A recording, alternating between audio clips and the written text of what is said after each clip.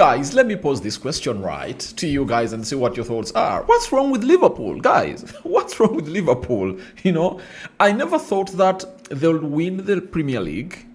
I never thought that they could lift the Champions League, but my mind never had anything like them performing like this cross it. That is it. My mind is racing to obviously find the reason as to why they're really performing like this, but their performances are really horrible, guys. How are you guys and where are you watching us from? I go by the names of Rokani David. Smash the like button, comment, and share. If at all you're watching us for the very first time, endeavor to subscribe to this channel so as not to miss out on stories that we do upload in here on a daily. Remember, I want to hit 30,000 subscribers in here. And you guys, you are the best for really watching us in. It was late in the night. I couldn't obviously come up to do this video of Liverpool, but I did that of Arsenal and I was shocked, guys, and it took me time to obviously understand that Liverpool went ahead to really lose because all my mind was onto the game of Arsenal. I really watched it because it was the biggest. People are talking about Barcelona, Chelsea, and so on and so forth, but PSG, Tottenham Hotspur, no, I'm gonna be bringing you the results for those fixtures, but I want to let you know that the biggest fixture of match day 5 was Arsenal versus Bayern Munich. Why? Bayern and Arsenal were the only two sides that had not gone ahead to drop a single point in the 4 games that were played in what we call the group stages of the Champions League. You understand? Now, let's get into the game of Liverpool. It was all about a player known as Ivan Perisic going ahead to convert a penalty in the 6th minute. And guess how did that come to pass? It was Virgil van Dijk committing a very stupid foul. He raised his hand and got hold of the ball, and immediately the referee pointed into the penalty spot, and I was like, why not even send him off? Because that was really stupid of him. And what really beat my understanding or really sent me into shockwaves was the club of Arsenal, this particular person I'm talking about, that is Virgil van Dijk, has costed Liverpool 3 penalties in the Champions League this season. That is really horrible. So Ivan Perisic went ahead to convert a penalty in the 6th minute, and 10 minutes later, Dominic Szoboszlai went ahead to obviously level up the game with Cody Gakpo shooting at the goalkeeper. The goalkeeper, I think, fisted the ball into the vicinity of a player known as, what's the name of the lad? The lad goes by the names of Dominic Szoboszlai, and Szoboszlai really went ahead to obviously put that ball in an empty net in there. Then Gus Steele, 56th minute, went ahead to obviously make it 2-1 for the club of PSV. Then Kolibu Drobucci, 73rd minute, he made it 3-1, and in the 90th plus 2nd minute he made it 4-1 in favor of a team known as PSV. And I was really shocked because when you look at PSV, do they have quality like one that Liverpool has? No, but they came in through, they really played Liverpool, and till now I'm shocked. What's exactly wrong with Liverpool?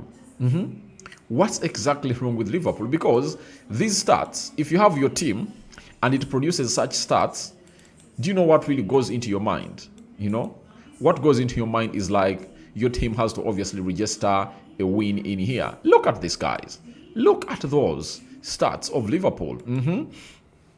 24 shots for Liverpool, 9 from PSV. That's what I've always told you, that every time you really get half of the shots at goal on target, you stand a chance to score half of those shots, on target. And guess what? PSV had 9, 6 on target, 4 went ahead to cross the line. It really goes well into my argument, right? Liverpool had 24 shots and they had only 8 shots on target and had 1 goal. And that means they needed to obviously get more 4 on target to obviously average at least like 4 or 3 goals in there for you. 58% ball possession for the side of Liverpool in there for you. 50. It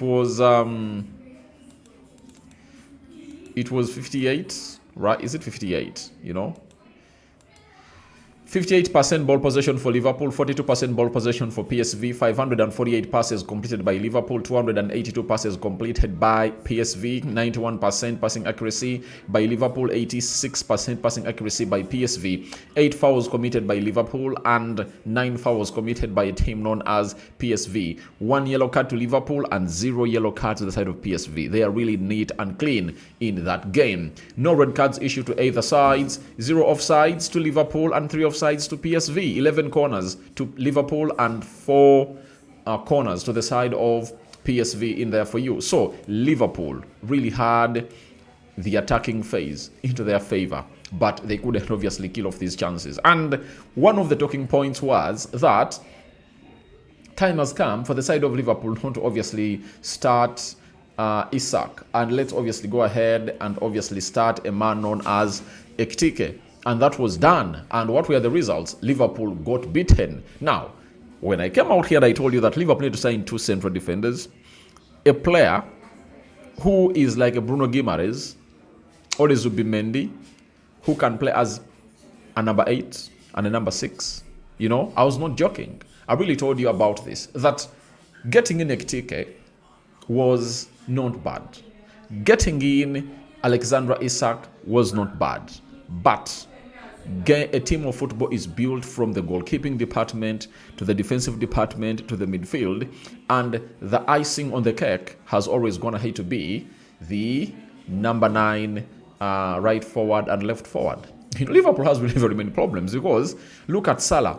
He's not salarying as he has always gone ahead to look in the previous seasons. You understand? That means you needed to look out for a player who can come through and obviously act as an understudy for Salah, because right now Salah plays 90 minutes. He's not even taken off the field of play because he knows to it that whether I play well or not, they won't obviously get me off the pitch. You understand? But look at a team like Arsenal yesterday. You know, when Saka was not really suckering, you know what happened? They took him off and Madueke was switched to the right, Martinelli onto the left, Ebelechi is in the middle, and they went ahead to obviously win the game of football. Now, that is the dynamism that you need in your team to obviously have lots of options, and that's what we call building a complete squad. And by the last season, Liverpool had a very beautiful squad, I tell you, because in defense, they had Quanch, who could come in through and sit in well for either Konate or Virgil van Dijk, and he partnered well with any of those, but he was sold to Bayern Leverkusen. You understand?